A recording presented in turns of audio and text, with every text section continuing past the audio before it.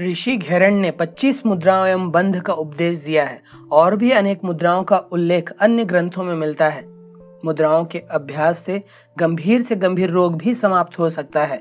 मुद्राओं से सभी तरह के रोग और शोक मिटकर जीवन में शांति मिलती है।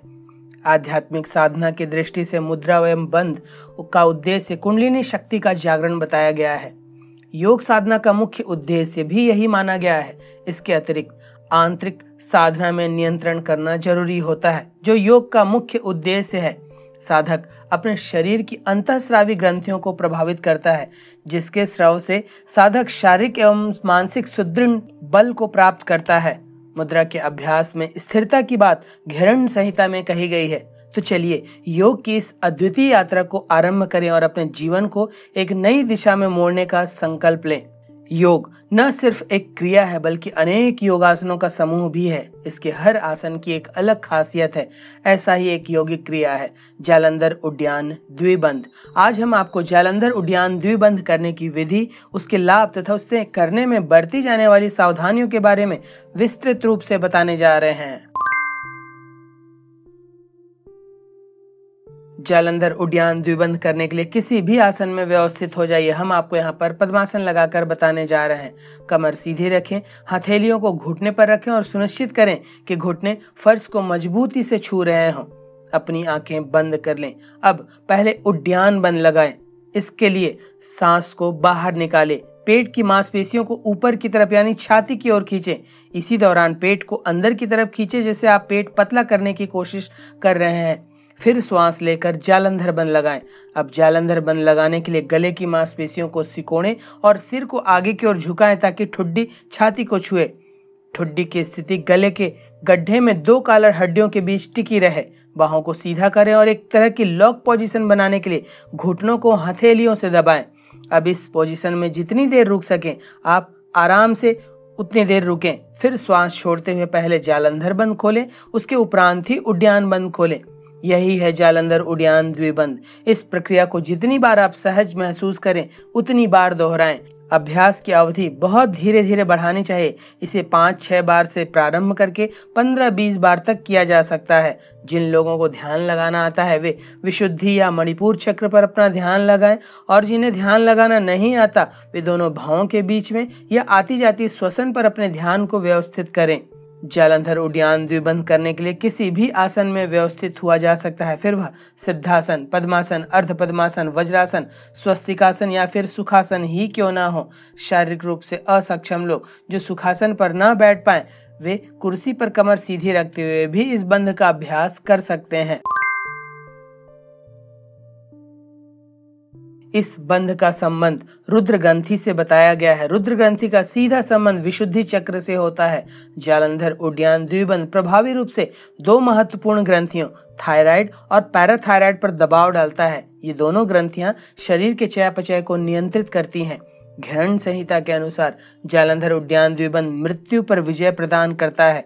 यह रक्त परिसंचरण को सही करता है, जिससे आपकी रीढ़ की हड्डी के स्वास्थ्य में भी सुधार आता है। जो लोग गले की समस्याओं से परेशान हैं वह इस मुद्रा में बैठने से अपनी समस्या को दूर कर सकते हैं।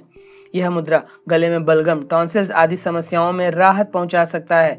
इस मुद्रा से रीढ़ की हड्डी को मजबूती मिलती है, साथ ही यह शरीर में रक्त संचार को तेज कर सकता है।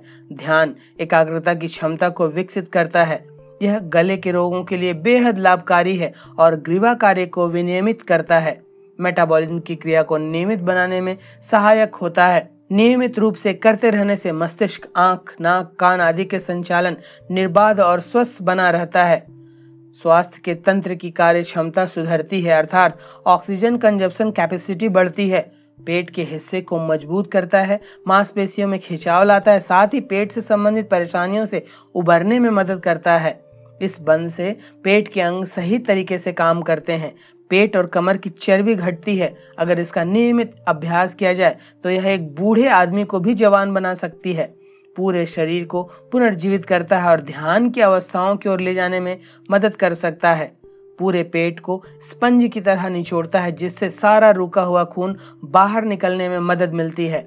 इस तरह से आंतरिक अंगों को एक नई जीवन देता है। यह बड़ी संख्या में पेट की बीमारियों जैसे अपच, कब्ज, मधुमेह और कोलाइटिस को रोकने में मदद करता है। हृदय की अच्छी तरह मालिश हो जाती है, जिससे इसकी कार्यात्मक क्षमता में सुधार होता है। चिड़चिड़ापन, क्रोध और अवसाद दूर होता है। यह मधुमेह घटाने और प्रतिरोधक क्षमता बढ़ाने में भी सहायक बंध है। जालंधर उद्यान द्विबंध की मदद से पेट की मांसपेशियों के अलावा हृदय और फेफड़ों की अच्छी मसाज हो जाती है, जिससे मांसपेशियों के लिए अपना काम करना सहज हो जाता है। यह मस्तिष्क के लिए भी अत्यंत उपयोगी योग क्रिया है।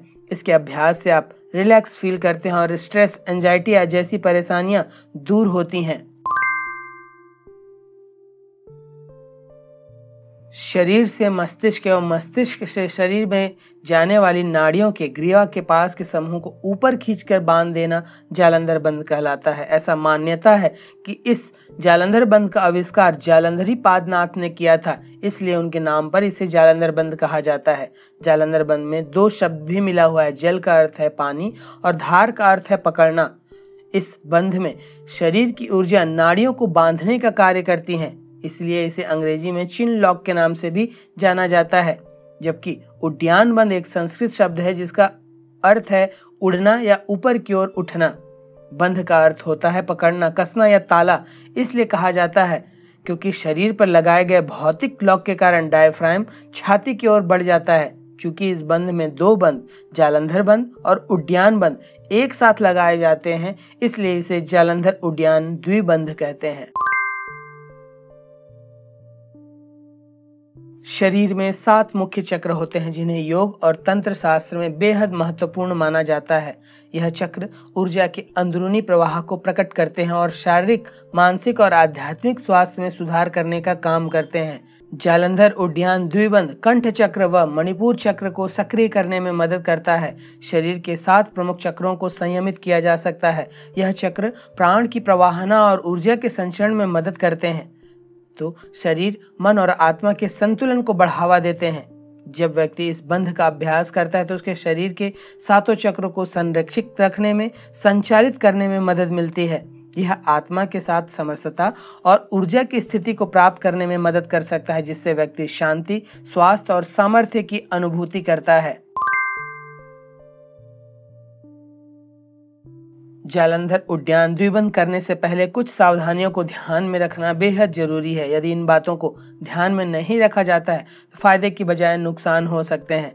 गर्दन में किसी तरह की चोट हो तो इस क्रिया को न करें। सर्वाइकल स्पॉन्डिलाइटिस की परेशानी, मस्तिष्क की किसी चोट के कारण स्कल यानी खोपड़ी के अंदर दबाव और वर्टिगो के रोगियों या सिर घूमना या चक्कर आना जैसी बीमारी हो तो इस आसन को न करने की सलाह दी जाती है। उच्च रक्तचाप या हृदय रोग से ग्रसित लोगों को यह आसन नहीं करना चाहिए। श्वास संबंधित परेशानी बहुत ज़्यादा बड़े होने पर इस यौगिक क्रिया को नहीं करना चाहिए। अल्सर और हार्निया के मरीज जालंधर उद्यान द्विबंध को न करें। अगर आप किसी हृदय की बीमारी या पेट के जख्म से पीड़ित हैं तो इस बंध के अभ्यास से बचें। गर्भवती महिलाओं को भी यह यौगिक क्रिया नहीं करनी चाहिए। इस यौगिक क्रिया का अभ्यास हमेशा खाली पेट में करना चाहिए। किसी भी प्रकार की यौगिक क्रिया को जबरन नहीं करना चाहिए। अपनी क्षमता के अनुसार योग करें तो बेहतर होगा। योग को हमेशा सही मुद्रा में और सही जानकारी के साथ ही करना चाहिए। तो यह था जालंधर उद्यान द्विबंध करने की विधि, इसके लाभ व इसे करने में बरती जाने वाली सावधानियां।